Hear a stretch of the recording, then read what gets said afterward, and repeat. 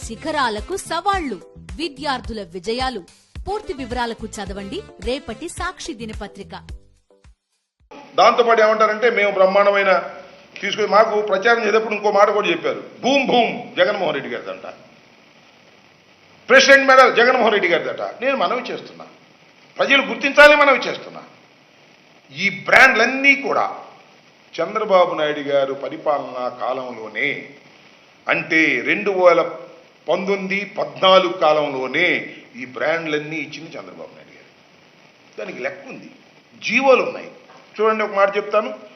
President medal, Hyderabad Bru deluxe, ఈ బ్రాండ్లు 2017 November 22న సాక్షాత్తు చంద్రబాబు నాయుడు గారి ప్రభుత్వం అధికారంలో వాటికి అనుమతి ఇచ్చింది. అలాగే governor reserve, life and Napoleon, olden Barton edge, 7 heaven blue, ఈ బ్రాండ్లు కూడా సుమారుగా ఇలాంటి 15 బ్రాండ్లు 2018 అక్టోబర్ 26న ఒకేసారి అనుమతించారు. దాంతోపాటు high voltage gold, SHG 10,000, British empire super strong premium beer, British empire ultra brand beer విక్రయాలు 2017-7న అనుమతి జారీ చేశారు.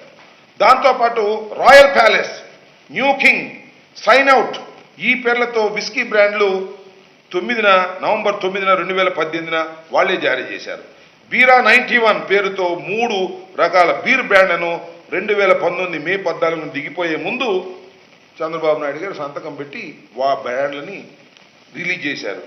TI marshal house, TI courier Napoleon whisky, brandy బ్రాండ్లు 2018 మే 15న అనుమతించారు. అప్పటి వరకు రాష్ట్రంలో కనిపించని విచిత్రమైన బ్రాండ్లన్నీ కూడా వారి హయాంలో ఇచ్చారు, మా హయాంలో కొన్నారు. దీనికి అంతా బురదంతా మామే జల్లే కార్యక్రమం పర్మిషన్ చంద్రబాబు నాయుడు గారు పర్మిషన్లు ఇచ్చి జగన్మోహన్ రెడ్డి గారి టైంలో ఇటువంటి ఒక అపవాదు వేసి ప్రజల్ని నమ్మించలేటువంటి ప్రయత్నం ప్రతి మీటింగులోనూ చేశారు. వెళ్ళిన చోట్ల తమ్ముళ్ళు మద్యం తాగేది మందు బాబులు, మీకు నాణ్యమైన మందు ఇస్తాను అని ప్రచారం చేశారు, చౌకగా ఇస్తాను అని ప్రచారం చేశారు. ఇవాళ నాణ్యమైన మందు ఎక్కడి నుంచి ఇస్తారని నేను అడుగుతాను. ఓకే, వండర్ఫుల్, ఇస్తే మంచిదే. మేము ఎక్కడ పర్మిషన్ ఇవ్వలేదు. మొత్తం 5 మినహా మొత్తం చంద్రబాబు నాయుడు గారు పర్మిషన్ ఇచ్చినవే. ఈ డిస్టిలరీలో తయారు చేస్తారా, వేరే చోట్ల తయారు చేస్తారా?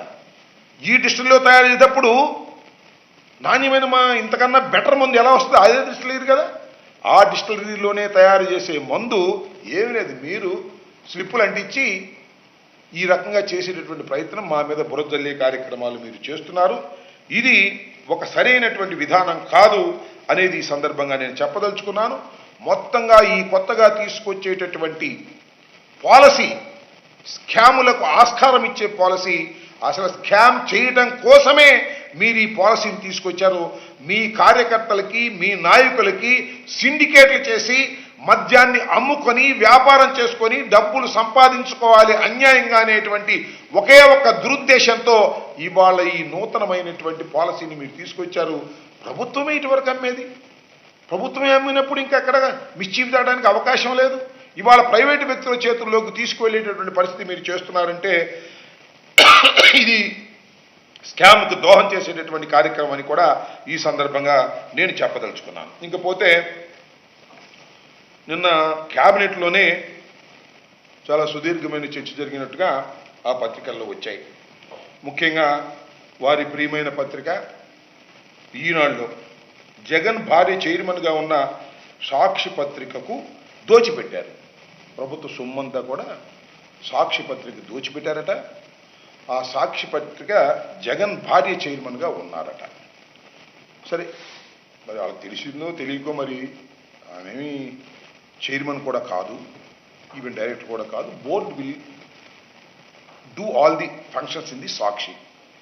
సాక్షి అనే పత్రిక నేను మీకు ప్రత్యేకంగా చెప్పవలసిన అవసరం లేదు. డాక్టర్ వైఎస్ రాజశేఖర రెడ్డి గారు సాక్షి పత్రికను తీసుకురావాలని తాపత్రయపడి తీసుకొచ్చినటువంటి మహానుభావుడు. ఎందుకు తీసుకొచ్చాడు సాక్షి పత్రికని? చంద్రబాబు నాయుడు గారి చేతిలో ఉన్నటువంటి అన్ని పత్రికలు, ముఖ్యంగా ఈనాడు, ఆంధ్రజ్యోతి, వారి గుప్పెట్టో పెట్టుకొని రోజు కథ రాసి ప్రజల ముందుకు పంపేటటువంటి ప్రయత్నం చేసి విష ప్రచారం చేసేటటువంటి కార్యక్రమం చేస్తున్నారు అనే విషయాన్ని తెలుసుకొని ఆ రోజు గుర్తుండే ఉంటుంది రాజశేఖర రెడ్డి గారు, దివంగత రాజశేఖర రెడ్డి గారు ఆ 2 పత్రికలు అని చెప్పేవాడు. ఆ 2 పత్రికల వాయిస్ వేరే రకంగా పోతుంది కాబట్టి నిష్పక్షపాతమైనటువంటి వాయిస్ వెళ్ళాలని సాక్షి పత్రికను తీసుకొచ్చినటువంటి గౌరవనీయులు దివంగత రాజశేఖర రెడ్డి గారు. నేను మనవి చేస్తున్నా, సాక్షి పుట్టుకతోనే దాని చేసేటటువంటి కార్యక్రమం చేస్తున్నారు మీరు, చంద్రబాబు నాయుడు గారు, రామోజీరావు గారు. ఎందుకంటే ఇలాంటి పత్రిక ఉండేటటువంటి నాటకాలు, రాసేటటువంటి కథనాలు ప్రజలు నమ్మరు కాబట్టి ఈ సాక్షి పత్రిక మీద విషం కక్కేటటువంటి ప్రయత్నం చేస్తున్నారు. ఇది కొత్త ఏం కాదు, ఇవాళ కాదు, డే 1 నుంచి మీరు అదే కార్యక్రమం చేస్తున్నారు. నేను అడుగుతా ఉన్నా, అంటే సాక్షి పత్రికకు జగన్ గారి భార్య చైర్మన్గా ఉన్నారని నేను మనవి చేస్తున్నా. జగన్ గారి భార్య శ్రీమతి భారతి గారు ఆమె మీద అక్కస్సు ఎంత కావాలో అంత కక్కుతా ఉన్నారు. ముఖ్యంగా లోకేష్ గారి నాయకత్వంలో విష ప్రచారం చేస్తున్నారు. సోషల్ మీడియాలో కూడా ఇష్టం వచ్చినట్టుగా మాట్లాడుతున్నారు, ఇష్టం వచ్చినట్టుగా చేస్తున్నారు కార్యక్రమంగా. నేను మనవి చేస్తున్నా, జగన్మోహన్ రెడ్డి గారి సతీమణి అయినటువంటి భారతమ్మ గారి మీద మీరు పదే పదే దుష్ప్రచారాలు చేస్తే దానికి మూల్యం చెల్లించక తప్పదు, గుర్తుపెట్టుకోమని కూడా ఈ సందర్భంగా మనవి చేస్తున్నా. సాక్షి మీద విష ప్రచారం చేస్తారు, జగన్మోహన్ రెడ్డి గారి సతీమణి మీద విష ప్రచారం చేస్తారు, చూస్తూ కలకాలం ఊరుకోమనే విషయాన్ని కూడా మీరు గుర్తుపెట్టుకోమని ఈ సందర్భంగా నేను మనవి చేస్తున్నా. నేను ఈ సందర్భంగా కొన్ని విషయాలు మీ దృష్టికి తీసుకురాదలుచుకున్నా. అసలు నేను అడుగుతా ఉన్నా, ఏందబ్బా ఏమి సాక్షి పత్రికలు మేము దోచిపెట్టామని చెప్పమని అడుగుతా ఉన్నా. దీనిలో ఇవన్నీ లెక్కలు చాలా క్లియర్గా ఉంటాయి. సాక్షి పత్రికలు కానీ, లేకపోతే ఈనాడుకి ఇచ్చినవి కానీ, లేకపోతే ఆంధ్రజ్యోతికి ఇచ్చినవి కానీ, తెలుగుదేశం ప్రభుత్వంలో మీరే రకంగా ఇచ్చారు, మేమే రకంగా ఇచ్చామనేది కూడా చాలా స్పష్టంగా ఉంటుంది. ఇప్పుడు ఒకటి నేను మనవి చేస్తున్నా, సాక్షి దినపత్రిక అనేది దేశంలోనే టాప్ వరుసలో ఉన్నటువంటి పత్రిక. మన రాష్ట్రంలో టాప్లో ఉన్నటువంటి 2 పత్రికల్లో 1-2 ప్లేసెస్లో ఉన్నటువంటి పత్రికల్లో ఒకటి సాక్షి పత్రిక. అలాంటి హయ్యెస్ట్ సర్క్యులేషన్ ఉన్నటువంటి సాక్షి పత్రికకు మీ టైంలో మీరేం చేశారు, మేమేం చేశాము, చంద్రబాబు నాయుడు గారి టైం పోయిన తర్వాత మేము మా టైంలో ఈనాడుకి ఏం చేశాము చాలా స్పష్టంగా చూడాల్సినటువంటి అవసరం. ఈనాడు మాకు వ్యతిరేక పత్రిక. ఈనాడు మమ్మల్ని ఎప్పుడు దూషించాలని, విషం కక్కాలని నువ్వు చెప్పినట్టు ఆడేటటువంటి పత్రిక అయినా కూడా నేను మనవి చేస్తున్నా. వైఎస్ఆర్ ప్రభుత్వం అధికారంలో ఉన్నప్పుడు నిష్పక్షపాతంగా వ్యవహరించేటటువంటి కార్యక్రమం మేము దోచుకునే కార్యక్రమం చేయలేదనేది కూడా ఈ సందర్భంగా నేను చాలా స్పష్టంగా చెప్పదలుచుకున్నాను.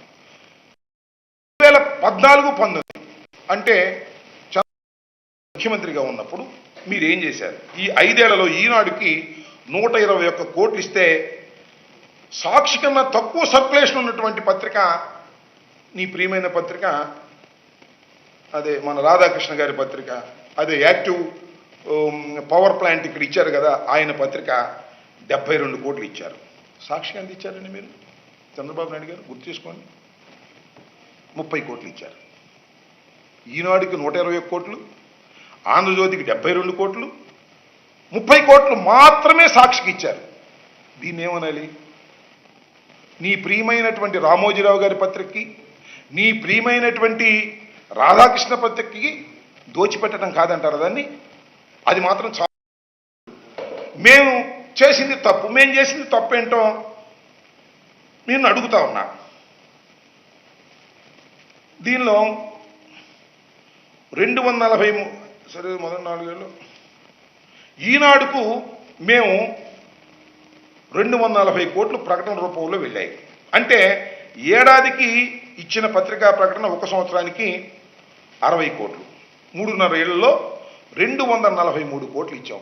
ఏంటండి 5 సంవత్సరాలు కదా మీ ప్రభుత్వం ఉంది, కేవలం 3.5 ఏళ్లలోనే ఇచ్చామంటున్నారు, మిగతా సంవత్సరంన్నర ఏం చేశారనేటువంటి ప్రశ్న ఖచ్చితంగా చూసేవాళ్ళకి వినేవాళ్ళకి వస్తుంది. జరిగింది ఏమిటంటే రామోజీరావు గారు ఆయన పత్రికలో 3.5 సంవత్సరాల వరకు ప్రభుత్వ ప్రకటన ఉన్నారు, 3.5 సంవత్సరాల తర్వాత మేము అన్నారు. ఎందుకంటే చంద్రబాబు నాయుడు గారిని మొయ్యాలి కదా, ఈ ప్రభుత్వం ఇచ్చే ప్రకటనలో మంచిగా ఉంటాయి కదా ప్రభుత్వానికి అనుకూలంగా, అందువల్ల మేము వెయ్యము మా పత్రికల్లో, మాకు స్పేస్ లేదు అని మెయిల్స్ పంపించారు. అంటే అయిష్టతను వ్యక్తం చేశారు. కేవలం 3.5 సంవత్సరాలు మాత్రమే ప్రభుత్వం నుంచి వారు ప్రకటనలు తీసుకున్నారు. కడమ 1.5 సంవత్సరం పాటు ప్రకటనలు మాకు వద్దు అని తిరస్కరించారు. సరే, తిరస్కరించే హక్కు వాళ్ళకు ఉంటుంది అనుకుంటా. అందువల్ల ప్రభుత్వం కూడా ఏం మాట్లాడలేదు. అందువల్ల కేవలం 60 కోట్లు అంటే సంవత్సరానికి 60 కోట్లు చొప్పున 3.5 సంవత్సరాలు వైఎస్ఆర్ ప్రభుత్వం ఈనాడుకి ఇస్తే 5 ఏళ్లలో సాక్షికి, అంటే 5 ఏళ్ళు సాక్షి ఇచ్చింది, 321 కోట్లు ఇచ్చాం. ఇస్తే ఎంత అయింది? 54 కోట్ల రూపాయలు. ఏం దోచిపెట్టింది ఏంటి? సాక్షికి దోచిపెట్టింది ఏంటి? ఈనాడుకు దోచి పెట్టండి ఏంటి చెప్పండి అని అడుగుతా ఉన్నా. నారా చంద్రబాబు నాయుడు గారు అవలీలగా అబద్ధాలాడుతున్నారే, అవలీలగా ఆరోపణలు చేస్తున్నారే సాక్షికి దోచిపెట్టామని. ఈనాడుకి ఇచ్చినటువంటిది మీకు గుర్తురాదా? ఏమిటిదని అడుగుతా ఉన్నా. ఈనాడు మీకు అతి ప్రియమైన పత్రిక కావచ్చు, మీ పత్రిక కావచ్చు.